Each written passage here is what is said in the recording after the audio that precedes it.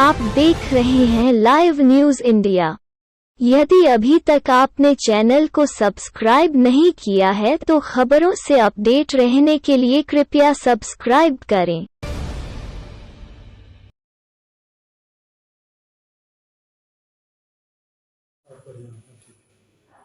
नमस्कार मित्रों, मैं डॉक्टर पुरुषोत्तम कुमार आप सबको लाइव न्यूज इंडिया चैनल में स्वागत करता हूं। आज हम अपने कार्यक्रम पोस्टमार्टम में चर्चा करेंगे। जैसा कि आप सभी जानते हैं, कल बिहार सरकार का आदेश हुआ है शराबबंदी पर, और यह कि अब जो शिक्षक हैं और शिक्षा समिति के सदस्य हैं, इन दोनों को एक अलग से जिम्मेवारी दी जा रही है कि शराब का सेवन कौन करता है, शराब सप्लाई कौन करता है और उसका माफिया कौन है। इसकी चर्चा हम लोग करेंगे, विशद चर्चा करेंगे। हमारे साथ जाने वाले अधिवक्ता शिवानंद गिरी जी हैं और इस कानूनी पहलू क्या है इस पर विशेष प्रकाश डालेंगे। शिवानंद गिरी जी, आपका हमारे चैनल में स्वागत है। आज आप सबों को बताते हुए बड़ी अजीब स्थिति उत्पन्न हो रही है कि जो शिक्षक कल तक शिक्षा का कार्य करते थे, बच्चों को पढ़ाने का कार्य करते थे, और कभी कभी या यूँ कहें कि हर 10 वर्ष के बाद जब सेंसस होता था, जनगणना होती थी, तो उस जनगणना कार्य पे भी उनको लगाया जाता था। लेकिन अब एक नई जिम्मेवारी दी गई है उन्हें कि उन्हें बताना है अपने क्षेत्र का हाल, कि उस क्षेत्र में शराबबंदी का जो आदेश है उसका उल्लंघन करते हुए कौन लोग शराब पी रहे हैं, शराब उन तक पहुंचाने वाला कौन है, और बड़े स्तर पर शराब माफिया कौन है। तो सबसे पहले मैं चाहूँगा आपसे शिवानंद गिरी जी कि आप बताएं कि क्या ये सरकार का निर्णय उचित है। बहुत अजीब स्थिति है। जिस सरकार को चाहिए था कि सुशासन के तरीके से राज्य चलाएं, सरकार का काम चलाएं, वो बिल्कुल नीतीश जी इसके उल्टे काम कर रहे हैं। जिस शिक्षक को शिक्षा के कार्य में लगाना चाहिए, वो बच्चों के भविष्य के साथ खिलवाड़ करके उस महान शिक्षकों को, जिनका वेतन भी सही ढंग से सरकार नहीं दे पा रही है, उनको जासूसी करने के काम में लगा रही है। बहुत अजीब स्थिति है।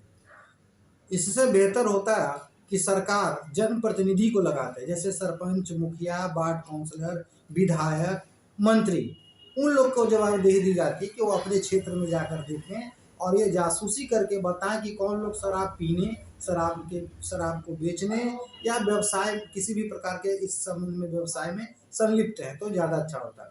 अब जो शिक्षक हैं, जिनका काम शिक्षा देना है, पठन पाठन का कार्य है, उनको आप अपराधी प्रवृत्ति के व्यक्ति के पीछे लगा देंगे जासूसी करने के लिए, तो सीधे सीधे उसके उनको जान का खतरा बना रहेगा।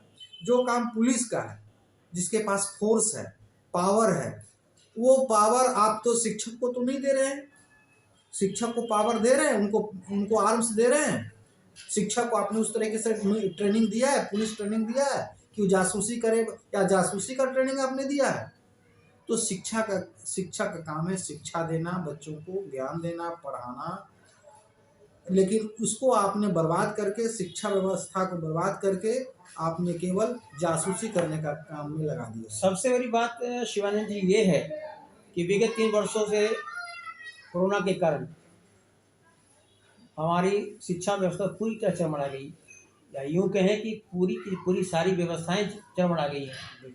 और शिक्षा तो पूरी तरह, क्योंकि बाकी चीज़ों में तो कभी 50% कैपेसिटी के साथ काम करवाया जाता है, कभी ऑनलाइन काम करवाया जाता है, कभी वर्क फ्रॉम होम करवाया जाता है, लेकिन जो बच्चों का है, इवन की जो हायर एजुकेशन के संस्थाएं हैं, उन संस्थानों में भी 2 वर्ष से ऑनलाइन क्लासेस चल रहा है। बिल्कुल। और कई बच्चे ऐसे हैं कि जिन्होंने अभी तक एडमिशन तो ले लिया है बीटेक में, एनआईटी में, आईआईटी में, लेकिन अभी तक वो अपने कॉलेज का मुंह नहीं देख पाए। सही फिर बात। उनका कॉलेज कैसा है? बहुत विचित्र स्थिति है। तो सबसे बड़ी बात यह है कि शिक्षा का स्तर पहले से खराब था और अभी कोरोना काल में और चरमरा गया, और ऊपर से अब सरकार ने एक नया आदेश जारी कर दिया। पुलिस के पास तो फिर भी चूंकि लॉ एंड ऑर्डर की ही जिम्मेवारी होती है और उनके पास आर्म्स भी होता है और ट्रेंड भी होते हैं। अपराधियों से कैसे निपटना है इसकी उन्हें बजाता ट्रेनिंग दी जाती है। लेकिन शिक्षा, यहाँ तो भाई बीएड का कोर्स करके हो जाते हैं, ट्रेनिंग लेके शिक्षा कर जाते हैं, अब वहाँ पर जासूसी कैसे करेंगे? और सबसे बड़ी बात यह है कि अगर थोड़ा कभी भी अगर किसी को शक हो गया कि इस आदमी ने या इस शिक्षक ने हमारी मुखबिरी की है, तो समझिए उसकी तो जान गई। तो प्रश्न ये उठता है कि आखिर ऐसी क्या बात है कि बिहार सरकार यूं ही कहे कि हमारे मुख्यमंत्री नीतीश कुमार जी सिर्फ एक मुद्दा बनाकर बैठ गए, शराबबंदी। उनके लिए मुझे ऐसा लगता है कि शराबबंदी के अतिरिक्त इस प्रदेश में और कोई समस्या है ही नहीं, जबकि हकीकत ये है कि अगर जितना ध्यान वो शराबबंदी पर दे रहे हैं उतना ही ध्यान अगर ये क्राइम कंट्रोल पर देते तो शायद जनता में उनकी जय जयकार होती और जनता कहती कि मुख्यमंत्री जी नीतीश कुमार जी, मैं 5 साल नहीं 10 साल आपको और देने जा रहा हूँ। अभी आप देख रहे होंगे कि पटना ऐसे शहर में जो राजधानी है और शहर के बीचों बीच करोड़ों की डकैती हो जाती है। मात्र 300 मीटर की दूरी पर थाना है, लेकिन न कानीगंज थाना कुछ कर पाता है, न बागरगंज कदमकुआं थाना कुछ कर पाता है। पुनः फिर 2 दिन बाद फिर डकैती होती है, वहाँ भी कुछ नहीं हो पाता है। तो सबसे बड़ी बात यह है कि आखिर जिन विषयों पर इनको ध्यान देना चाहिए उन विषयों पर ध्यान नहीं देकर ये शराबबंदी पर जाकर क्यों अटके? देखिए, इस सरकार के बारे में एक बहुत प्रसिद्ध कहावत है, अंधेर नगरी चौपट राजा, टके सिर भाजी टके सिर खाजा। इनको ये समझ में नहीं आ रहा है कि शिक्षक को जो फरमान आपने दिया है जासूसी करने का, सीधे सीधे उनकी जान को आप खतरे में डाल रहे हैं। कितने शिक्षक जासूसी कर पाएंगे, जो जिनको पढ़ाने का काम है वो छोड़ के जासूसी के काम कर पाएंगे, ये सोचनीय विषय है। और आपने बिल्कुल सही कहा कि नीतीश जी का एकमात्र एक सूत्री कार्यक्रम है कि शराबबंदी किसी भी प्रकार से सफल हो, लेकिन बाकी और जो अपराध हो रहे हैं, आप एनसीआरबी का रिपोर्ट देखेंगे, राबड़ी देवी और लालू यादव के समय में जो अपराध का ग्राफ था उससे दोगुना नहीं तिगुना बढ़ गया क्राइम। आप कंप्लेंट केस देखेंगे चाहे जीआर केस देखेंगे, कई गुना क्राइम बढ़ा है। प्रमुख रूप से डकैती, मर्डर, लूट, ये सब क्राइम बहुत बढ़े हैं, रेप, लेकिन इस पर ध्यान नहीं। उनको एकमात्र ध्यान है कि शराबबंदी हो और जनता शराब न पिए, जो शराब पिएंगे उनको जेल भेजेंगे। शराबबंदी कोई खराब चीज़ नहीं है, शराबबंदी अच्छी चीज़ है। हम लोग भी अप्रिशिएट करते हैं उनके इस कदम की, शराबबंदी होनी चाहिए। लेकिन सवाल पे होता है कि शराबबंदी के सिर्फ एक मुद्दे पर सारे मुद्दों को आप अवहेलना करें, उसकी उपेक्षा करें, अनदेखी करें, ये तो उचित कहीं से प्रतीत नहीं होता है। शराब पीना एक सामाजिक बुराई हो सकती है, मेरे नज़र में एक क्राइम नहीं हो सकता है। शराब सही बोल रहे हैं। उसको आपने सरकार ने ये कानून बनाकर इसको क्राइम के दायरे में ला दिया है। आपने जनता के बीच इसका आपने विचार मंथन नहीं कराया, कहीं जनता का ओपिनियन नहीं लिया और आप सीधे कानून बना दिए। जो मेरा तो मानना है कि 100 में 95% लोग शराब पीते हैं, तो आप कैसे कंट्रोल कर पाएंगे? आप कंट्रोल आपको करना चाहिए वहां से देखिए जहां शराब की मैन्युफैक्चरिंग हो रही है। जब मैन्युफैक्चरिंग हो रहा है, मार्केट में आ रहा है, तभी तो लोग शराब पी रहे हैं। नहीं, वो तो है, शराबबंदी के नाम पर पुलिस को कमाने का मौका दे दिया है, पुलिस की मोटी कमाई हो रही है। पुलिस की मोटी कमाई हो रही है, बात सही है, लेकिन मोटी कमाई जितना चिंताजनक नहीं, उससे ज़्यादा चिंताजनक ये है कि जब शराब आसानी से उपलब्ध था तो उस समय यहाँ पे क्राइम कम होता था, मौतें कम होती थी।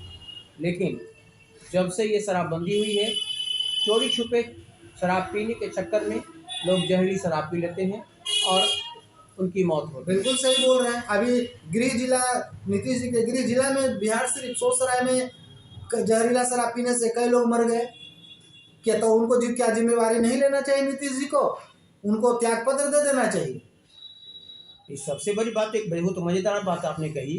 सवाल पैदा ये होता है कि जब उन्होंने थानेदार को, अभी कई थानेदार नप गए, हाँ, और जैसा उन्होंने आदेश दिया है कि जिस थाने के अंतर्गत इस तरह की बातें होंगी और थानेदार कंट्रोल नहीं कर पाएंगे, नियंत्रण नहीं कर पाएंगे, तो उनका तबादला हो जाएगा या फिर सेंट्रिंग पोस्ट पर डाल दिया जाएगा, या और जो कार्रवाई करनी होगी सरकार को बिल्कुल बिल्कुल। आपके भी गृह जिला में तो पकड़ा है, आपको त्याग पत्र दे देना चाहिए। तो मुझे ऐसा लगता है कि फिर ये अपने विधायकों को या जो जनप्रतिनिधि हैं सरकार के, जो अपने अपने क्षेत्र का जनप्रतिनिधित्व करते हैं, फिर ये जिम्मेदारी उनको क्यों नहीं होता है कि आप अपने अपने क्षेत्र की जिम्मेदारी लीजिए कि आपके क्षेत्र में शराबबंदी हो और शराब का दुरुपयोग ना हो, मतलब उसका नाजायज़ सेवन ना करें।